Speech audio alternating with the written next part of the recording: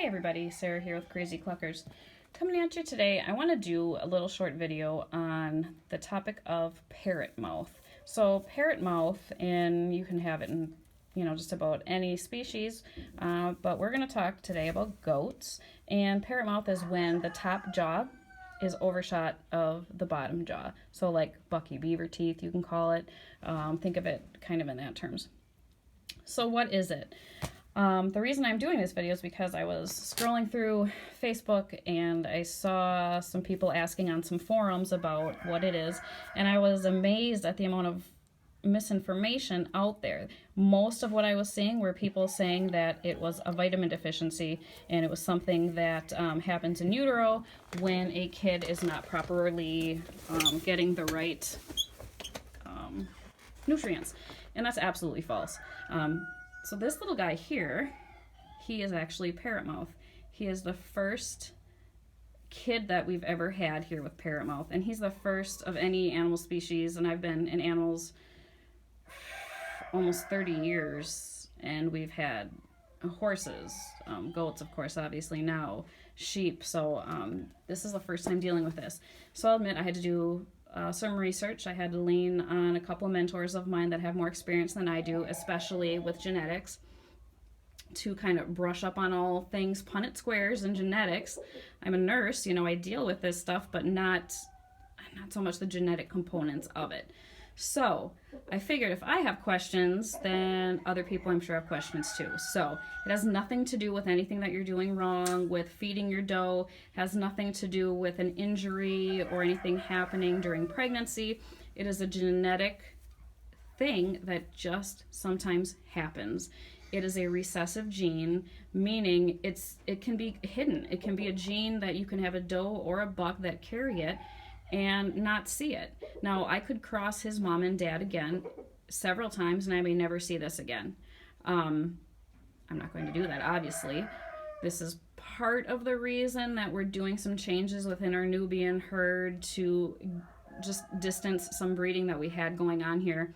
So we're getting rid of quite a bit and kind of bringing in fresh and new to prevent this from ever happening again. So, like I said, it's a recessive gene. Mom and dad both carry the recessive gene, and when you cross them, it's just like rolling the dice. So you can have goats in your herd right now that have it, and you may not even know about it. So what do we do here? Well, this guy here is a little buckling, so it's a little bit easier for me. What's going to happen is he's going to be weathered. So that means fixed, neutered, castrated, whatever the word is that you're used to going by. Basically means he will no longer be able to reproduce. So once he's 12 weeks old is the age that we go by, he'll be banded so he can never make babies again, and he will go on to make somebody a fabulous pet. He has a pretty significant parrot mouth. If it's really, really tiny, they can grow out of it. As their jaws grow and adjust and move, it can remedy itself. But his is very significant. It's not going to be going away. Sometimes with parrot mouth, they have a hard time latching and nursing effectively, and I think that was his problem. You can see he's just kind of doggy. He's got a little bit of a hunched up appearance. He hasn't gotten the best start, so I left him with Mom. Mom is excellent. She's doing her best to raise him up right, but he's just kind of hanging behind the rest, not meeting the growth curve like I want him to. So we just pulled him actually, and he's going on a bottle. And he's just starting to take to the bottle well now. As long as they're able to nurse or take a bottle, if they're able to eat hay and grain and drink water, they can go on to have very happy lives as pets, and there's absolutely nothing wrong with that.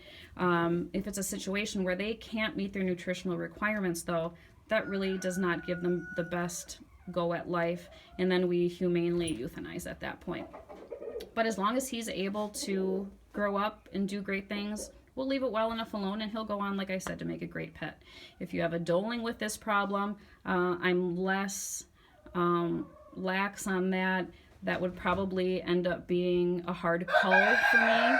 A hard cull for me is euthanization, because if I try to sell a doe out as a pet, I don't care what people say, 9 times out of 10 they're going to take her, they're going to breed her, and see see what happens, and I don't want that to happen. There's a good chance that you could probably breed somebody with a parrot mouth. They may not pass that on. If they pass it on though to somebody, or if they breed with somebody that also has that recessive gene hiding though, guess what? And I don't want as a breeder to be passing on bad genes. I don't want that to ever happen, to ever be able to come back to me. So if this little guy here was a girl, I'm sad to say he'd be euthanized. But as a boy, like I said, he can be fixed so he can't have babies, and he can go on to do a great life. So that's the long and short of parrot mouth. Again, it's nothing that you can really do nutritionally to fix it during gestation. It's just something that happens. And this little guy here, he's a purebred.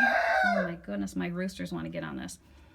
He's a purebred Nubians. A lot of times you'll see it more in Nubians actually, because years and years of wanting to see that Roman nose that Nubians have, that comes and goes in trends too. For a while that was like the hot thing to really have it pronounced, so people for a long time were trying to breed that in, and we're doing a lot of inbreeding / line breeding, however you believe in that, or what you want to call it, I should say.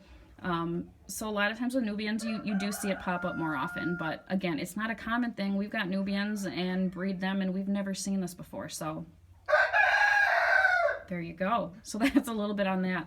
So he's hanging out in here. The rest of his siblings are out running and playing, so nobody wants to be alone.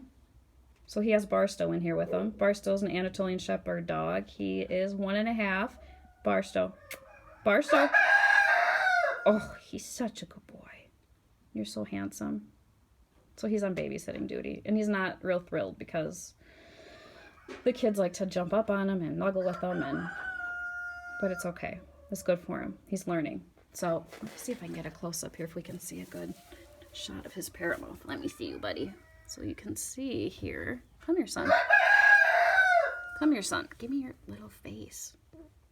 So you can see. Oh, my goodness. Let me see your face, little man. He's like, meh. So you can see, his is significant. Soon as he was born, when I was checking him over, I was like, oh, dang it. So, and it's a shame because he's a beautiful little guy. He's got great colors, and he's covered in moon spots, and he's just got ears for days, but he's a snuggler. So we will do our best to get him off on the right foot and hopefully make a great pet out of him. But we'll keep you updated on him, and if you have any questions, don't be afraid to drop them in the comments below. I will try to get back and answer them as best I can, as quickly as I can, and if there's anything that I can't answer, I will find the answer out and get it to you. Please like our page, our channel, subscribe, hit the notifications bell so that you don't miss anything when we do post videos and stuff. We try to do as much educational stuff as possible to help everyone learn and understand. So hope everybody has a great day. Get out there, enjoy the sun, enjoy this beautiful weather we're having, and thanks again. We'll talk to you guys soon. Bye.